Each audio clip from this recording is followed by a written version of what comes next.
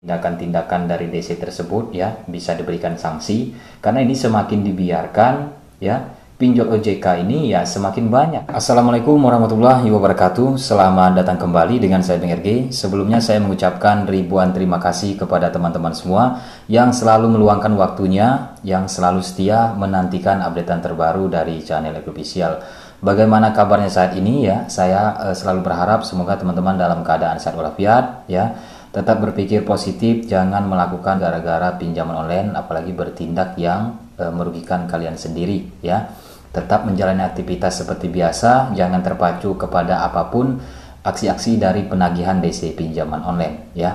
Oke, pada kesempatan kali ini ya, saya ingin membahas pinjol OJK, bahwa ada sebagian pinjolnya itu menghubungi data kontak ya.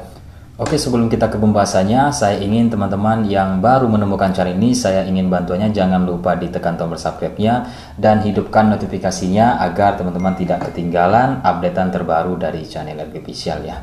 Oke, di sini saya ingin teman-teman menghapus dulu aplikasi pinjol OJK ya, aplikasi yang sudah berizin di Otoritas Jasa Keuangan yang saat ini yang sudah saya beritahukan ya beberapa hari yang lalu. Ada 102 pinjaman online yang berizin saat ini ya. Dan saya ingin teman-teman jika ada gagal bayar di salah satu pinjaman online tersebut ya, silahkan hapus terlebih dahulu. Karena ini ya, banyak dari teman-teman yang masuk yang japri ke saya maupun yang ada di dalam grup kita, grup RG Official, itu ada mendapatkan atau mengalami dihubungi dan berkontaknya ya. Gagal bayar di pinjol Dana Rupiah Cepat ya, terus ada Kami, Bantu Saku, itu pinjol tersebut menghubungi dalam kontak. Nah, kok bisa ya, padahal mereka cuma izin aksesnya 3, kamera, mikrofon, dan lokasi. Itu kenapa? Karena mereka secara diam-diam mengubah izin aksesnya ya, tanpa kita sadari. Mereka ingin mendapatkan informasi yang lebih banyak dari handphone kita ini. Nah, ketika mereka mendapatkan ya data kontak, itu akan mereka duplikasi di sistemnya. Itu sebagai senjata nanti untuk menekan kita ya, untuk sebagai teroran nanti ketika kita gagal bayar ya. Ini contohnya baru-baru ini ada Bantu Saku yang dihubungi data kontaknya ya. DC pinjol tersebut mengirim foto ya, KTP, dan kita memegang KTP, itu dia memberitahukan ke beberapa data kontak kita ya. Ini sama dengan ilegal, sudah melanggar aturan. Nah, jika terjadi seperti ini nggak usah dibayar kalau saya, ya, karena ini sudah melanggar undang-undang ITE, ya, pencemaran nama baik ke data kontak, ya. Ini sudah melanggar aturan yang ditetapkan oleh OJK.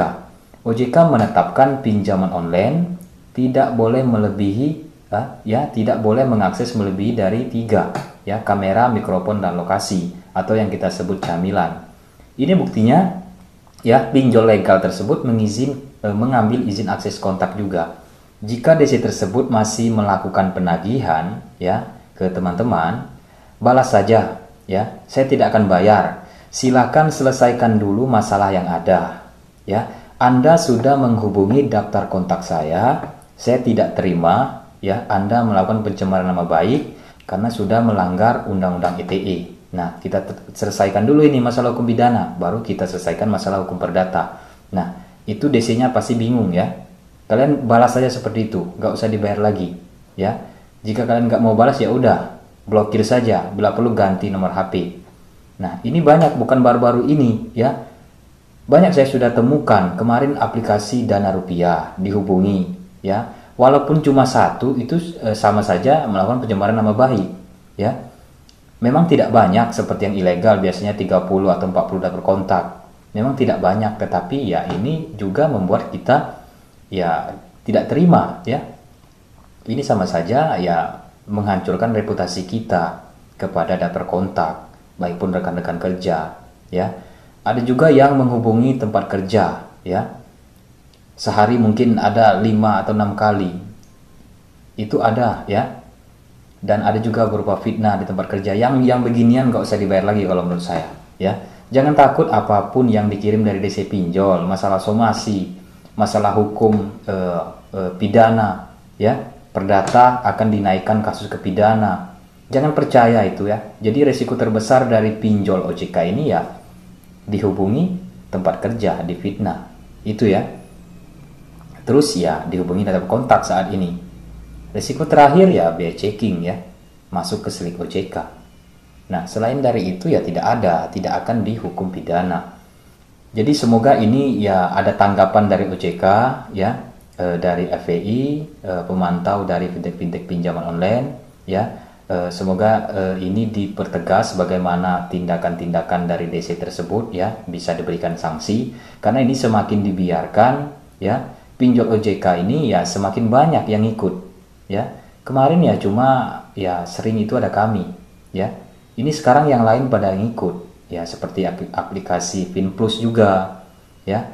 Ini ya hampir semuanya nanti ya seperti ini. Mereka mengubah izin aksesnya. Beda sama Akulaku ya.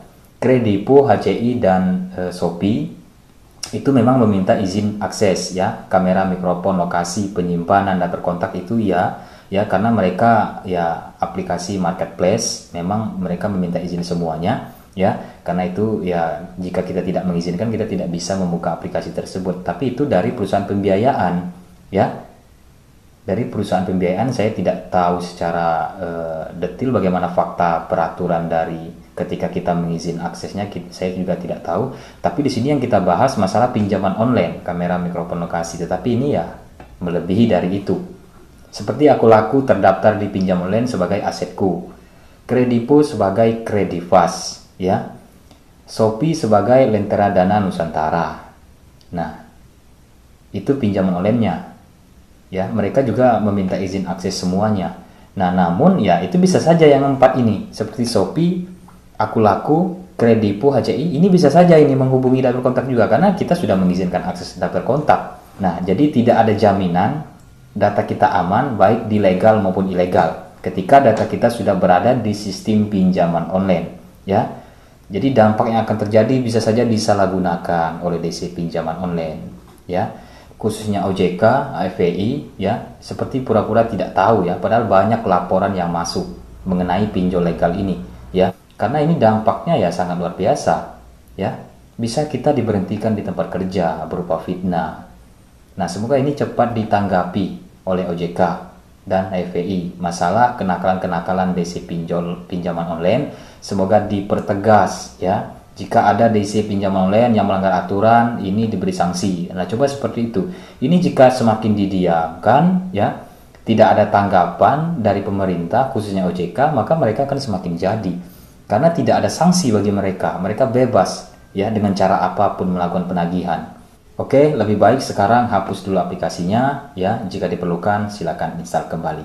Itu saja yang saya informasikan. Saya selalu mendoakan teman-teman semua semoga dalam keadaan selalu tenang, ya, selalu berpikir positif. Saya yakin teman-teman pasti bisa melalui, bisa terlepas dari jeratan pinjaman tersebut. Tetap sabar, jangan lupa berdoa. Oke, buat teman-teman yang ingin bergabung di grup, sudah saya sediakan linknya di bawah deskripsi video di bawah ini, ya, karena banyak teman-teman yang sudah mentalnya kuat, ya, dan sudah mengerti konsekuensi pinjaman online, ya, yang dulunya mungkin lagi down, depresi, ya, sehingga ya saat ini alhamdulillah di dalam grup itu sudah sedikit lebih tenang, ya, karena di situ banyak juga teman-teman yang gagal bayar saling menginformasikan, dan saya juga ingatkan hati-hati, ya, jika ada penawaran baik pun yang ada di dalam anggota grup tersebut, kita tidak bisa melihat, ya, mana yang benar-benar meminta solusi atau yang ada sebagian yang ingin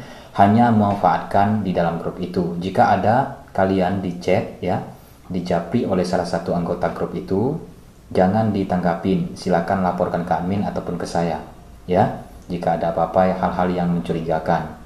Oke, itu saja yang saya informasikan. Terima kasih buat teman-teman yang sudah menyimak. Saya undur diri, Bang Ergi. Assalamualaikum warahmatullahi wabarakatuh.